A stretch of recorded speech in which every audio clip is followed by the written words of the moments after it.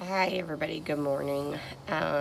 So first of all, I want to apologize for how blurry my camera is. I can't figure out why. Wanted to talk about calciphylaxis and pain management with that patient. So first, know that I am covering calciphylaxis with the subcategory of CUA, which stands for calcific uremic arteriopathy, which is found in your kidney disease, typically your dialysis dependent patient.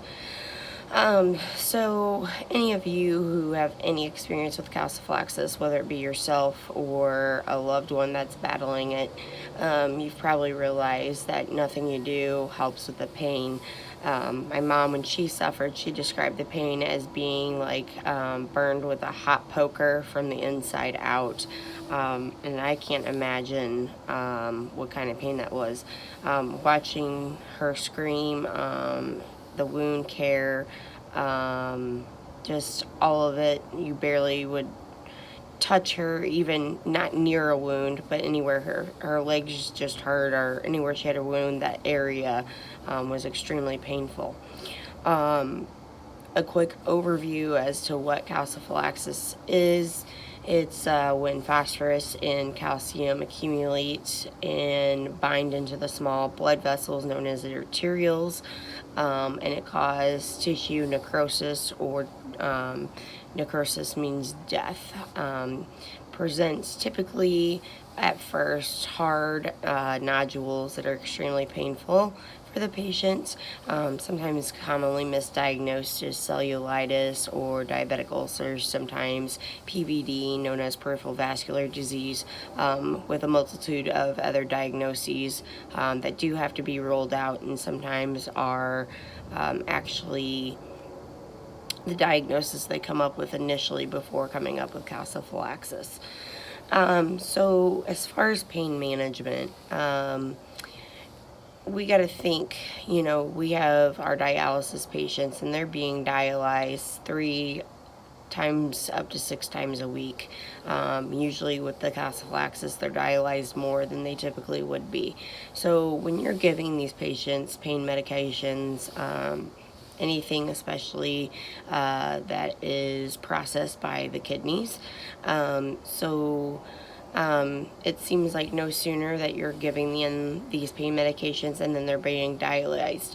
So then you're actually taking out that medication that's supposed to help with their pain through that dialysis. And so those patients never do come to a therapeutic level with those pain medications. So some things that helped with my mom through conversation with doctors and other patients and patients' families from all over the country, all over the world. Some little things that have been useful, ice packs to the areas. Now obviously you don't want to put an ice pack directly on top of the wound. Make sure the wound is dressed, put down over the dressing like a towel or something, and then apply an ice pack. Lidocaine jelly, like when you do your wound changes, lidocaine is similar to what they use to numb you when you have any dental work. So you can put that lidocaine jelly on top of the wound and it helps at least numb that area somewhat. Some other things, obviously positioning of the patient. You don't want them, if they have a wound on their buttocks, you don't want them sitting and laying on their buttocks for, a long, extensive amount of time. One, that's just going to make the wound worse, and two, it's just going to be extremely painful for that patient. You want to decrease friction as much as possible to those wounds. Like with my mom, she had some severe wounds on her inner thighs. Unfortunately, that pretty much made her bed bound, so that she wouldn't have friction when walking. Because one, again, that's going to just intensify the pain, and then it's also going to exacerbate and make those wounds worse. Some medications, aside from narcotics, like your typical morphine, Dilaudid, fentanyl, any other narcotic you can think of and throw at somebody. Medications like Lyrica or gabapentin have been found to be useful.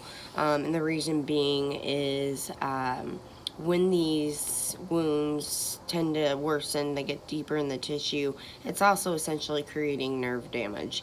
Gabapentin and Lyrica are typically used in like diabetic neuropathy. So it helps with that nerve pain, because that's essentially what they're feeling. Their nerves are now being affected and causing the pain as well. Other things to keep in mind with management is, in general, as well as pain management of calciphylaxis, is watching your fluid intake and that fluid retention. So let's just assume for a minute that the wounds are on the legs. You and I know, very much well know, that your dialysis patients are on a fluid restriction for a reason, because most of them are almost to the point where they produce little to no urine. In my mom's case, she produced no urine at all for the last year she was alive. So they rely on dialysis to get that excess fluid off. And so it is very important to make sure you're watching that fluid intake, because you don't want to become what we call fluid overloaded and start accumulating more fluid in the legs, abdomen, arms, wherever the fluid would accumulate, typically the legs first. Because if you have a wound, let's say on the leg, and then you gain 60 pounds in fluid, that fluid then is also exacerbating or making that calciphylaxis worse, in the sense of it's creating more pressure on those nerves, and it's also causing that skin to stretch, and can cause more trauma, and make that wound worse. Some other things that we found that help as far as pain, through experience and just talking with everyone, was actually wound vax. This is going to be dependent upon your doctor. That be something you could bring up. I think it largely depends on, well, how large is the wound, where is the wound, so on and so forth. But wound vax, believe it or not, as weird as it sounds, from people I've talked to who have had them, they actually said it did help with their pain, as well as hyperbaric oxygen therapy treatments. Now keep in mind, these are also things to help with the wound healing process, but right now I'm strictly talking about pain management, because that seems to be the most consistent problem that everybody's having across the board, is pain management. So I think those are the only things I can truly think of at the moment. As always, I'll jump on and express anything else. If any nephrologists, doctors, pain management doctors, whatever, see this video and have something to add, please put it in the comments. Yes, I do have a very extensive medical background. I am not an MD by any means, nor do I specialize in nephrology, pain management, or anything else. So I do want to follow this with always follow your doctor's recommendations, but those are just some ideas that you can present forward to your physician. Unfortunately, calciphylaxis is very much a trial and error type disease. Very little education and knowledge with the disease. Very little awareness. So just wanted to let you guys know those thoughts and present them to you, so that maybe you can present that to your doctor as possible treatment and help.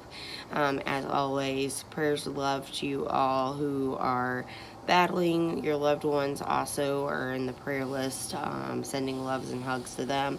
And those of you who have lost anybody to calciphylaxis, like I have, I lost my mom a year ago.